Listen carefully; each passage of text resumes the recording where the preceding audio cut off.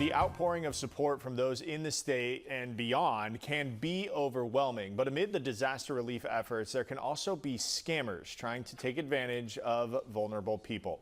Joining us to talk more about this, we have Jason Meza of the Better Business Bureau. Jason, thank you so much for taking some time today. Yeah, thanks for the opportunity to talk.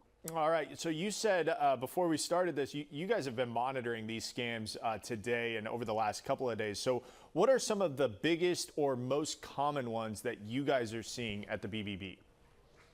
Well, unfortunately, like clockwork, disasters bring out the best in people, but they also attract the bad actors. We are watching chatter online, mainly social media, where people are imitating or duplicating charities, charitable organizations, even media outlets, government organizations. They're trying to mimic and move the same way they move and try to attract people to either purchase something or give through a site, and obviously down a dark path. So this is no different with the flooding disaster in our area. So we're really trying to figure out the pieces, but I guess in three different buckets we've seen is celebrity impersonators looking like they've given and they're trying to attract people to follow their clout or their position.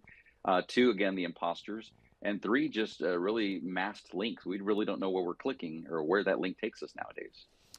So we know a lot of people do want to donate supplies and money to the groups that are helping. How do we know our help is going where it's intended and needed, and what should we be looking out for?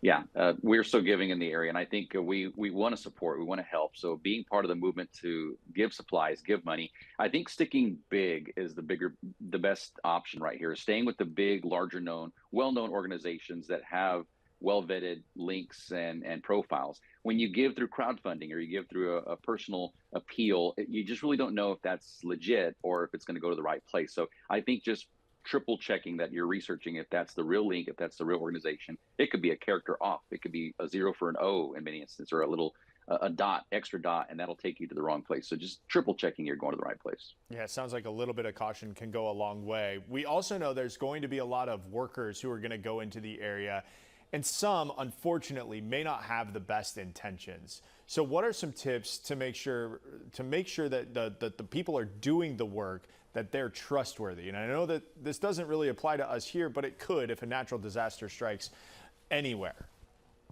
Correct. So we are watching contractors move in and out. Many times they're trying to take advantage of the opportunity. They might raise their rates. They might overcharge, overprice, overpromise, and never come back or deliver. And the worst case is they just bounce. They don't show up for any work.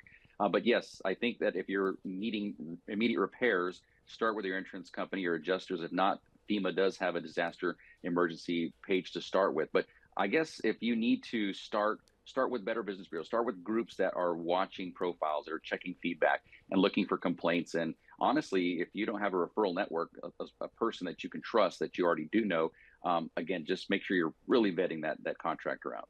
Last one for you here. What can people do if they have questions about those organizations or contractors that they're dealing with? Best way is to research and report. If you see something, say something, as the old adage is saying now. Report it to the Better Business Bureau, bbb.org. Our online scam tracker is working 24 hours a day to find out who's in the area and who's working and who's legit many times. But again, if you see something out of bounds, if your gut tells you something is off, then report it. It could be the missing piece of data we might need. Jason Meza with the Better Business Bureau, thank you so much for your time today.